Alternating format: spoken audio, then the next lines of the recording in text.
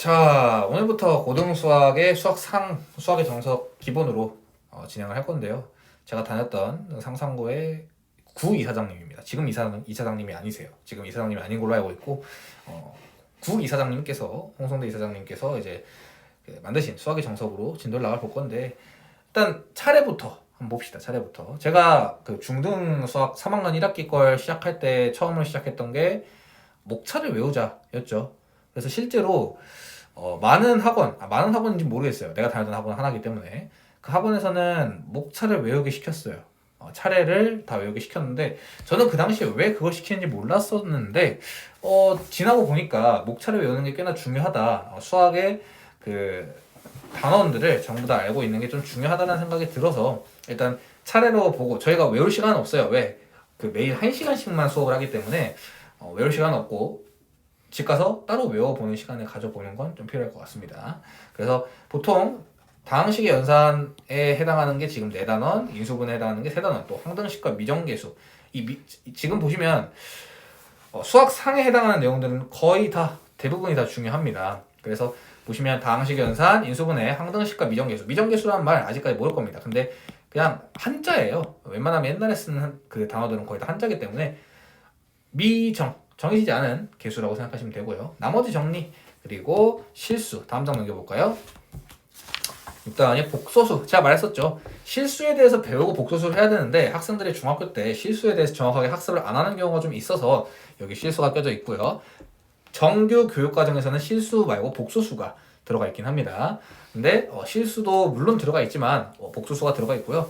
다음은 1차, 2차 방정식, 그리고 2차 방정식의 판별식, 그리고 2차 방정식의 근각계수의 관계인데 이 1차 방정식 또한 학생들이 중학교 때 1차 방정식을 제대로 안 했을까봐 들어가 있는 거예요. 그래서 1차, 2차 방정식 여기서 다시 한번 익히고 저희 2차 방정식 배웠죠? 근데 2차 방정식의 판별식이 이제 저희가 6단원에서 배우는 게 이제 2차 방정식의 판별식과 이제 근의 공식인데 그거는 이제 어차피 7단원이기 때문에 아직 만날 일이 좀 많이 남았어요. 그래서 중등 수학에서 잘 마무리를 하는 동안 이제 6단원까지 잘 마무리를 하면 되고요. 그리고 이제 9단원이 2차 방정식의 근과 계수의 관계인데 이것 또한 배웁니다. 그리고 이제 말씀드렸지만 2차 방정식과 2차 함수고요.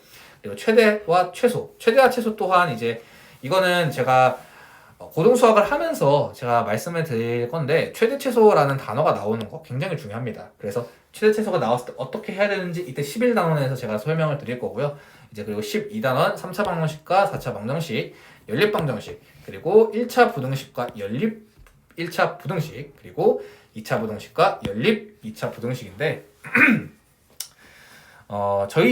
제가 공부를 했을 때랑 조금 달라진 점은 뭐냐면 제가 공부를 했을 때는 그 직선의 방정식, 그리고 원의 방정식, 그리고 뭐 평면좌표 여기까지가 수학상이었어요.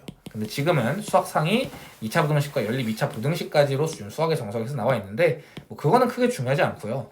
지금 저희가 알아볼 거는 여기에 대해서 지금 저희가 알아볼 건 뭐냐면 이제 표시를 좀 해야 됩니다. 배우는 데 있어서는 좀 표시와 내가 어떤 공부를 하는지에 대해서 정확하게 인지를 하고 있는 게 좀 중요해요. 그래서 표시를 할 건데 4단원까지 그리고 뭐 책에다 표시 안 해도 됩니다만 그 머릿속에는 표시를 하셔야 돼요. 그리고 5단원과 6단원 그리고 9단원 그리고 11단원 그리고 나머지 이렇게 되는 건데요. 무슨 말이냐면 1, 2, 3, 4단원이 조금 한 세트고요. 한 세트로 쭉 배워가는 거고. 그러니까 어떤 느낌이냐면 우리가 2학년 때도 2학년 1학기 때 식을 배웠고 2학년 2학기 때 도형을 배웠잖아요. 그런 것처럼 1부터 4단원까지가 좀 식에 대해서 배워가는 과정이고요. 그리고 5, 6단원은 수에 대해서 배우는 겁니다. 그리고 7, 8, 9단원은 방정식에 대해서 배우는 거고요. 10, 11단원은 2차 함수에 대해서 배우는 거고 12부터 15는 연립 방정식과 뭐 3, 4차 방정식도 배우긴 하지만 연립 방정식과 부등식에 대해서 배우는 겁니다. 그래서 차근차근 진행을 해볼 것이고 보통 하루에 반단원 정도 나가면 많이 나간 거예요. 왜? 1시간밖에 수업을 안 하니까. 보통 한 단원 나가면 2시간에서 3시간 정도 걸린다고 보시면 됩니다. 그리고 여기에 대해서 또 설명을 할 게 하나 더 있는데 여기 지금 빈 종이니까 설명을 하자면 기본 정석이 있고 실력 정석이 있어요. 이게 제가 공부를 했을 때는 이 차이를 정확하게 이해를 못했었다 보니까 공부 처음에 시작했을 때는 몰랐었다 보니까 알고 시작하는 건 좀 좋은 것 같아요. 그래서 이걸 미리 알려드리자면 기본 정석 같은 경우에는요. 교과서 그리고 학교에서 조금 뭐 RPM? 이 정도 난이도라고 보시면 돼요. 기본 정석은. 근데 실력 정석은 좀 진짜 많이 어려워요. 일단 기본 정석의 구성부터 보시면 넘기다 보면 알겠지만 개념 적혀 있고요. 그 다음에 기본 문제, 그 다음에 기본 문제 하나에 따른 유제가 나옵니다. 그러니까 이제 어떤 느낌이냐면 RPM에서 대표 유형 문제 하나 있고 그 다음 밑에 문제 딸려있는 느낌이에요. 그러고 나서 단원이 끝나면 연습 문제라고 나와 있어요. 연습 문제 한번 넘겨볼까요? 책을 넘기다 보면 제가 넘겨줄게요. 넘기다 보면 여기 항상 2단원 바로 앞에가 이제 연습 문제예요. 이 연습 문제가 그 실력도 연습 문제가 있고 기본도 연습 문제가 있는데 실력의 연습 문제보다 기본의 연습 문제는 이건 진짜 다 풀 수 있어야 돼요. 이거는 기본의 정석 문제는 진짜 다 풀 수 있어야 됩니다. 진짜 그렇게 안 어려워요. 그러니까 어려워 보이지만 그렇게 어렵지 않습니다. 그러니까 무슨 말이냐면 너 기준에서 어려운 거지 그 보편적인 기준에서 봤을 땐 그렇게 어려운 문제가 아닙니다. 근데 실력은 한 문제 한 문제가 연습 문제가 다 어려워요. 그리고 이걸 암기했을 시 수시는 걱정이 없습니다. 무슨 말이냐? 그 내신 시험이 걱정이 없다는 말이 아니에요. 그게 아니라 예를 들어서 면접을 볼 때 수학 문제가 나왔어. 근데 거의 대부분이 실력 정석이 있는 문제들을 토대로 하기 때문에 이걸 다 풀었다. 이걸 뭐 수상, 수화, 뭐 수원, 수투, 미적, 뭐 혹은 뭐 기하 얘네들 다 풀었다. 걱정 없습니다. 수시에서. 그런 느낌이고 실력은 거듭 말씀 진짜 어렵습니다. 그래서 저는 실력으로 시작을 했었다 보니까 기본 정석은 보면 기본 정석도 어렵나? 그 생각을 하고 고2 때, 저 같은 경우는 고2 때 기본 정석을 샀어요. 근데 너무 쉬운 거야. 실력으로 풀다 하니까. 그럼 선생님, 저도 실력으로 풀다가 기본으로 풀면 좀 괜찮지 아니에요. 기본으로 착실하게 쌌대. 이게 어렵다는 생각을 절대 하면 안 돼요. 내가 만약에 이게 어려웠어. 그러면은 내가 아직 부족하구나. 그러면 더 쌓아가야겠다. 더 외워야겠다. 더 확실하게 문제를 풀어야겠다. 라고 생각을 해야지 나 기본 정석 했으니까 수학의 기본 다 다졌어. 안 돼요.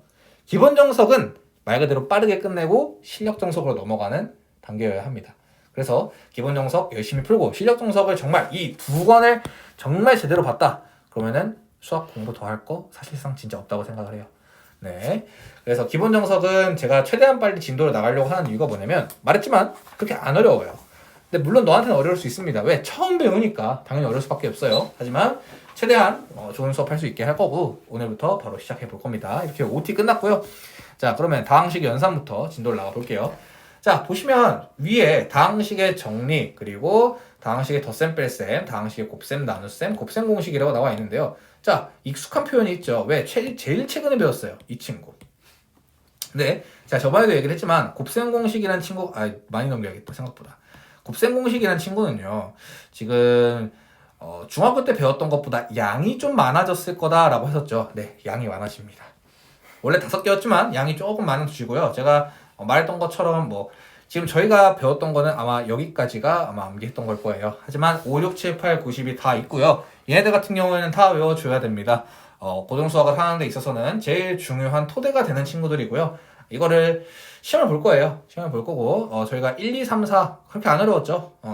선생님이 제대로 외워야 된다고 했던 이유가 지금부터 나옵니다. 왜? 진짜 토시지 하나 안 틀리고 나왔죠. 그대로 똑같이 나왔어요.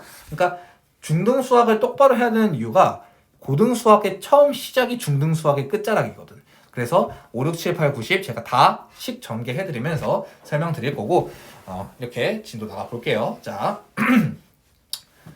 자 말을 좀 많이 해야 돼서 삑사리가 날 수도 있습니다. 목소리가. 자, 가봅시다. 다항식의 정리인데요.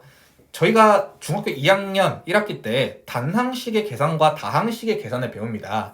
근데 단항식은 항이 하나로 되어 있는 식이고요. 다항식은 항이 2개 이상으로 되어 있는 식을 보고 얘기를 해요. 그런데 제가 보시면 유리수에 대해서 얘기를 할 때요. 유리수는 뭐라고 했는지 기억나십니까? 1이 아니죠. 유리수는 분수 형태로 나타낼 수 있는 수라고 제가 나타냈었죠. 그러니까 무슨 말이냐면 제가 항상 어떤 용어를 얘기를 할 때 정의를 정확하게 얘기를 해주는 편이라고 저는 생각을 해요. 왜 그러냐면 그러지 않으면 수학이 꼬여버려요. 그래서 왜 그러냐? 물론 제가 그걸 의도하고 지금 여기 나와 있는 건 의도하고 한 건 아닌데 수학은 정의로부터 시작하는 학문이라고 되어 있죠. 네, 수학은 정의부터 시작을 합니다. 근데 용어나 기호의 의미를 정확하게 아는 것이 수학 공부를 시작하는 기본이라고 되어 있는데 맞는 말 같아요. 내가 이 용어에 대해서 정확하게 설명할 수 없으면 그거에 대해서 정확하게 이해했다고 볼 수 없습니다.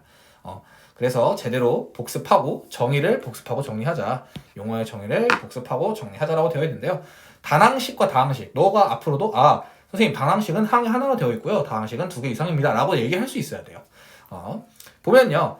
이제 항, 개수, 동류항 중에 혹시 헷갈리는 개념이 있을까요? 동류항은 헷갈릴 수 있어요. 안 들어봤을 수도 있고. 동류항. 네, 동류항이라고 되어 있죠. 넘어가면서 한번 봅시다. 자, 지금 1번과 2번, 1이고 2예요. 1번과 2번 두 식을 한번 보면요. 1번식 같은 경우에는 지금 항이 하나로 되어 있잖아요. 그래서 단항식이라고 볼 수 있고 2번 같은 경우에는 더하기로 계속 연결이 되잖아요. 제가 중학교 2학년 때 가르칠 때 뭐라고 가르쳤냐면 더하기나 빼기는 쪼개주세요.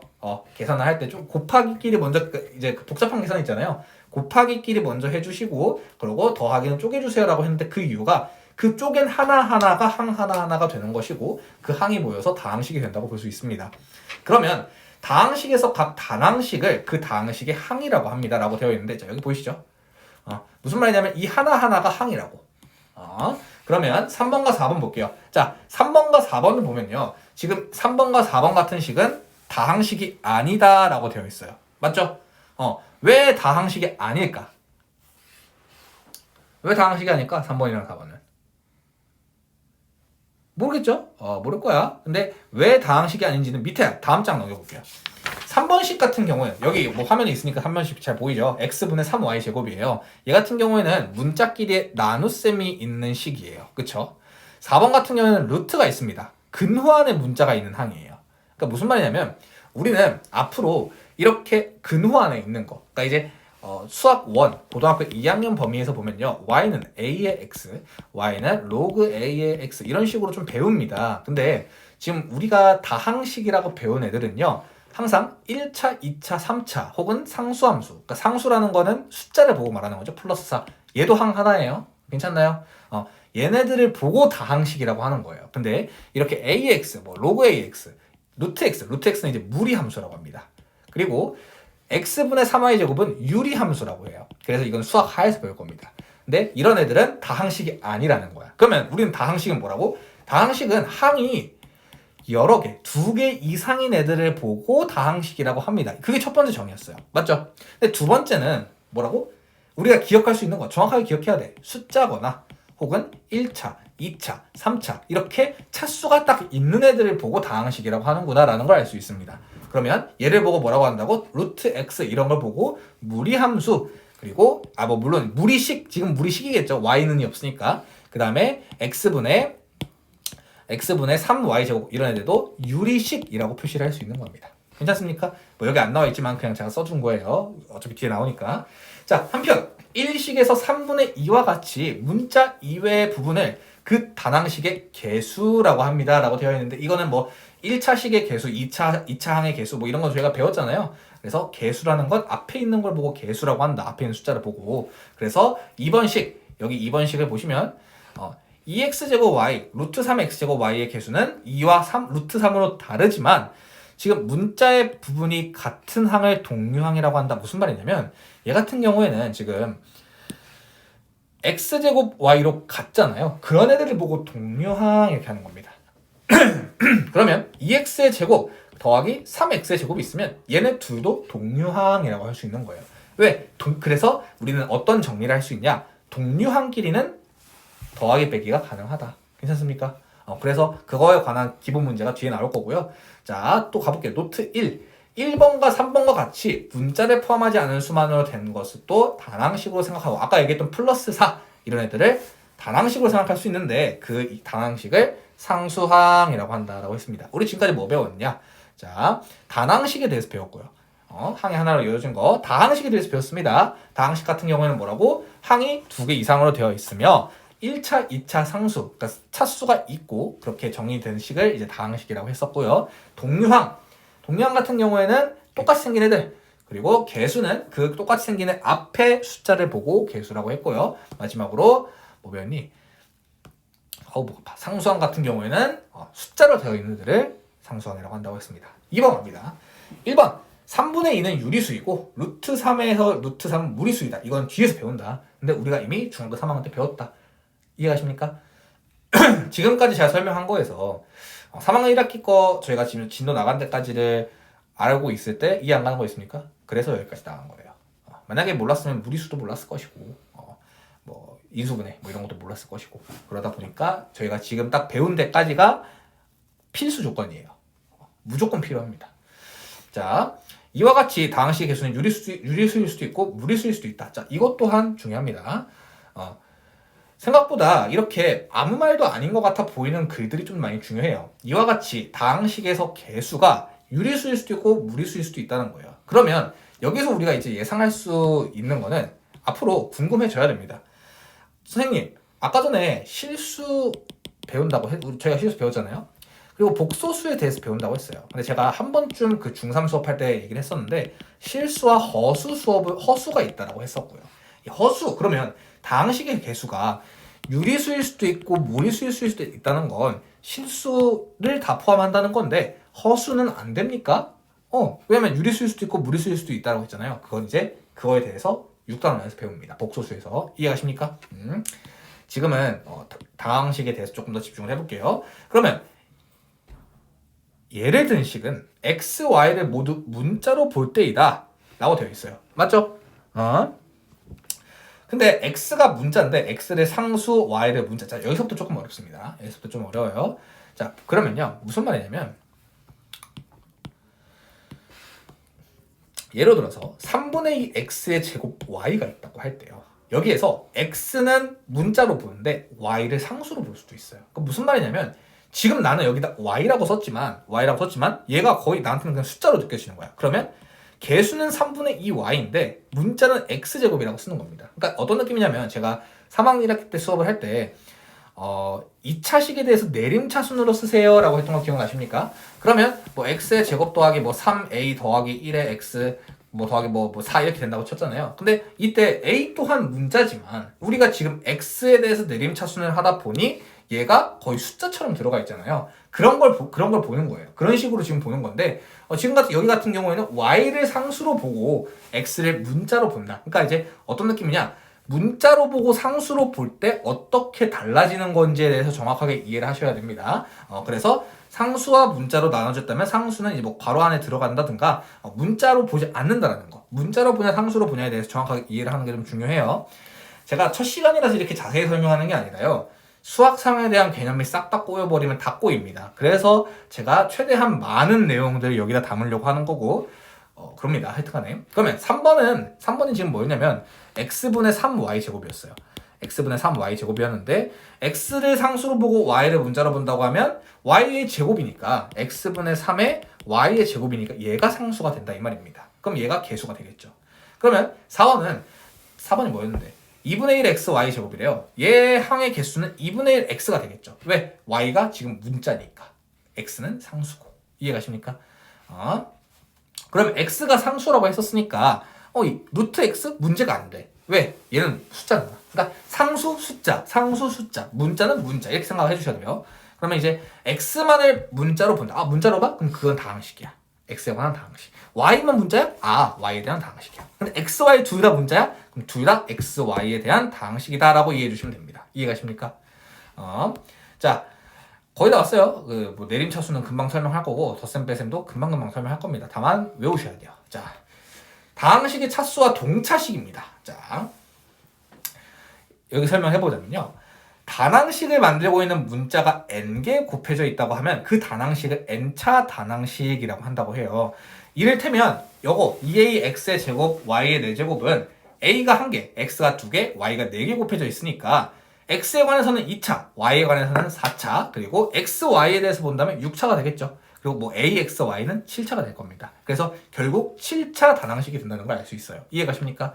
그러니까 문자를 정말 문자로 봤을 때, 왜냐면 우리가 문자를 봤을 때 뭐 a나 b나 x나 y나 이런 걸 보고 상수로 볼 수도 있고 문자로 볼 수도 있는데 문자로 봤다고 할 때는 전부 다 차수로 넣어줘야 된다 이 말입니다. 이해가십니까?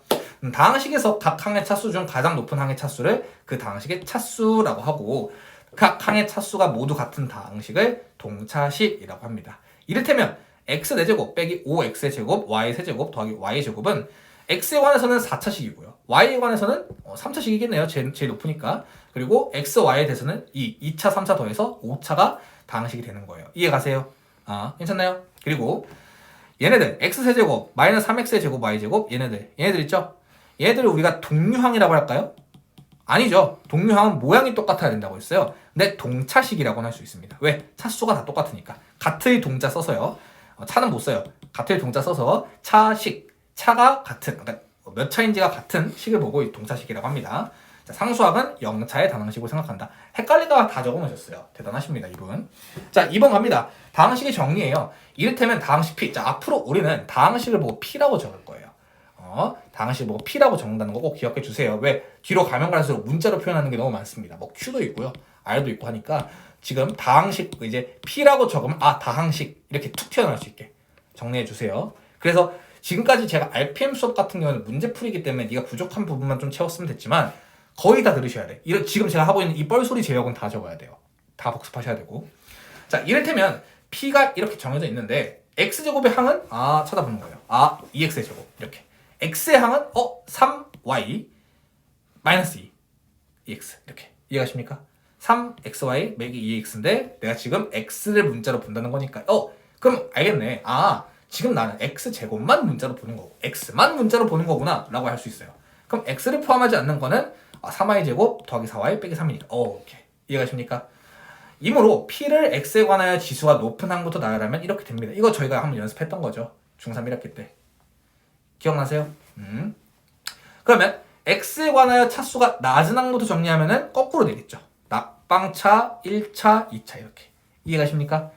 이때 1번처럼 높은 것부터 아래로 가는 걸 내림차순으로 정리한다 라고 하고요. 낮은 것부터 올라가는 걸 오름차순이라고 합니다. 괜찮습니까? 그래서 내림차순 같은 경우에는 지금 방금 설명한 건데 이건 이제 약간 그 교과서에서 네모칸 있죠? 그럼 똑같은 형식이라고 생각하시면 됩니다. 괜찮나요? 그리고 이거에 대해서 한 번 더 설명을 해줘야 되는데요. 앞으로 문제에서 어떤 식으로 나올 거냐면요.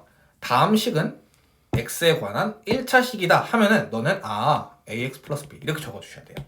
물론 모든 식을 그렇게 문제를 빨리 푸는 데는 이 방법이 좀 안 좋을 수 있거든요. 하지만 너가 정말 힌트도 없어. 문제를 푸는데 힌트가 없어. 힌트가 없는 상황에서 이걸 문제를 풀려고 하면은 문제의 시작은 x에 관한 2차식입니다 라고 했으면 이게 ax의 제곱 더하기 bx 플러스 c구나 라고 얘기해 주시면 돼요.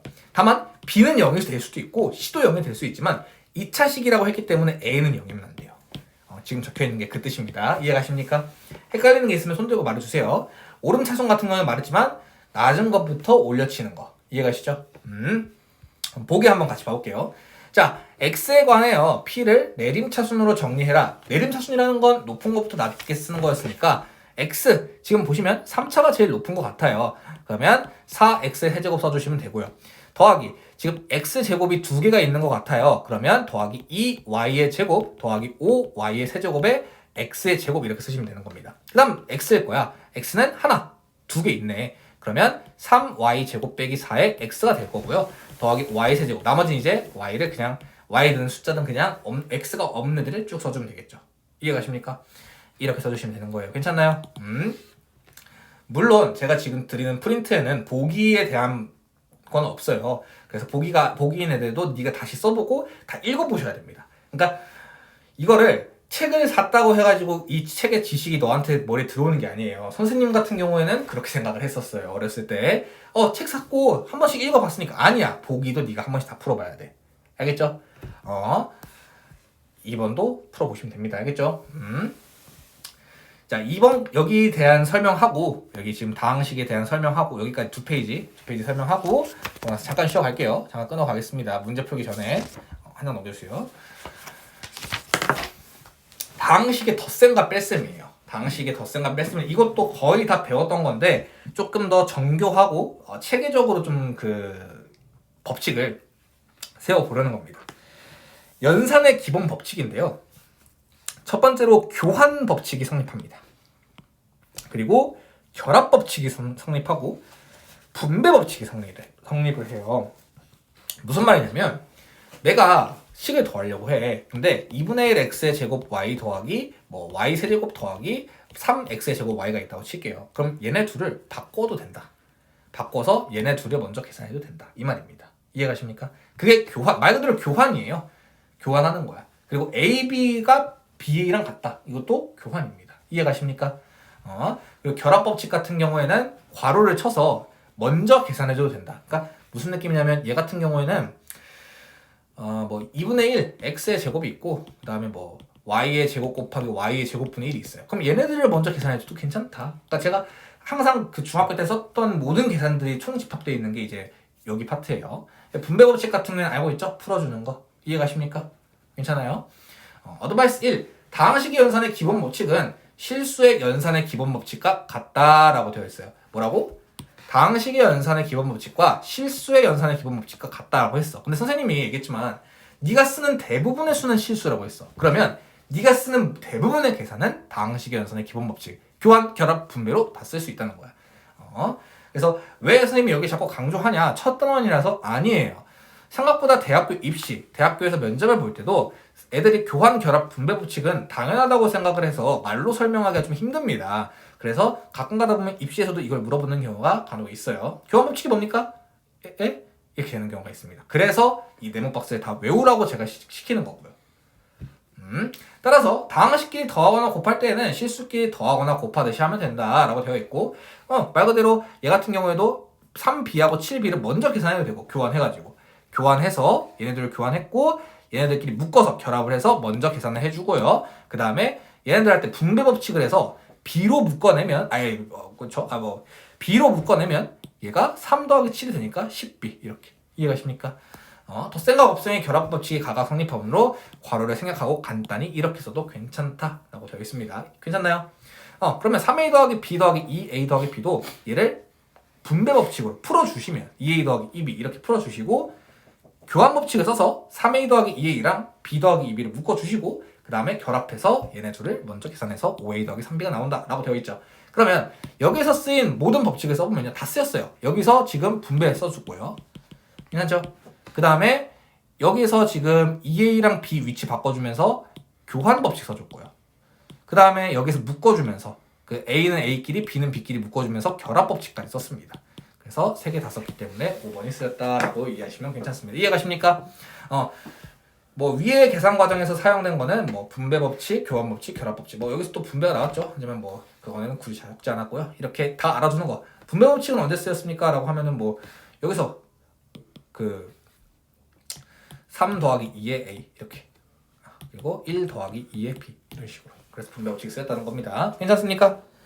자 2번 다항식의 덧셈과 뺄셈인데요. 다항식의 덧셈과 뺄셈을 하는 기본은 다음과 같습니다. 다항식을 한 문자에 관하여 정리하고 동료항끼리 계산한다. 자 동료항은 뭐라고 했지? 모양이 똑같은 겁니다. 쉽게 생각을 하세요. 네가 뭐 면접에서 설명하려고 하면 그 말에 대해서 정확하게 외워야겠지만 내가 문제를 푸는데 정확하게 이해하려면 그 뜻이 뭔지 정확하게 그건 알아야 됩니다. 모양이 아예 같아야 돼요. 그러면 볼게요. a 더하기 b 빼기 c는 a 더하기 b 빼기 c예요. 그러면 a 빼기 이건 이제 그 제가 괄호할 때 빼기 b 더하기 c 빼기 빼기니까 이거 아시죠? 그래서 괄호 앞에 부호가 플러스이면 괄호 안을 그대로 두고 그 다음에 마이너스면 부호를 바꾼다. 이건 저희가 배웠던 건데 이거에 대해서 한 번 더 친절하게 설명해 주신 겁니다. 이해가십니까? 자 p가 뭐라고 했죠? B는 동류항. 다항식. 다항식. P가 다항식이었어요. 괜찮습니다. 처음 배우는 거니까요. 복습만 제대로 하세요. 복습 진짜 열심히 하세요. 안 그러면 진도 안 나갑니다. 걱정 마세요. 자, P 더하기 Q를 하려고 하면요. 아까도 되어 있지만 한 문자에 관하여 정리하라고 되어 있죠. 한 문자에 관해서 정리하고 동료항끼리 계산한다라고 되어 있는데 얘들을 더 더하면요. 여기 적혀 있는 걸 볼게요.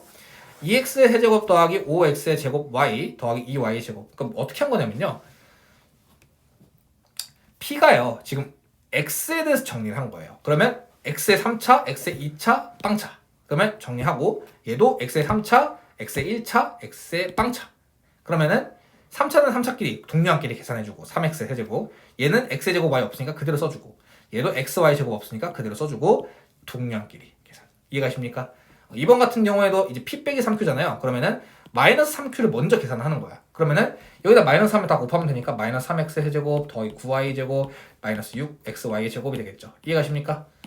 이 상태에서 이제 다시 한 번 더 이렇게 이것도 보기도 한번 해보셔야 되고 이해가십니까?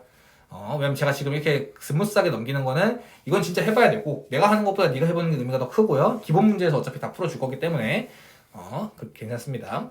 P에서 지금 X항이 없습니다. 이런 경우 X의 개수를 0으로 보고 여기다 뭐 0이라고 쓴다든가 0X라고 쓰거나 지금 위에처럼 빈칸으로 두는데 저 같은 경우에는 없으면 없다고 그냥 안 써요. 그냥 안 쓰고 그냥 눈으로 보고 푸는 편입니다. 알겠죠? 자, 동류항을 쉽게 찾을 수 있다면 다음과 같이 바로 풀어도 된다. 네, 저는 이렇게 풉니다. 그냥 어떻게 푸는 거냐면 P가 Q를 P 쓰고 Q 썼잖아요. 그 다음에 X 세제곱 여기 있네. 3X 세제곱. 그 다음에 3 세제곱으로 봤으면 뭐겠어? 2차를 봐야겠지. 2차 어디 있어? 이놈식 하나 있네. 5X 제곱 Y. 1차 봐야겠네. 그러면 1차 있냐? 여기 없어. 없어? 있어. 여기 쓰고 나머지 상수. 이해가십니까? 이렇게 푸는 건데 뒤에 여기 기본 문제부터 다시 한번 나가 볼 거니까 네, 쉬었다가 갑시다.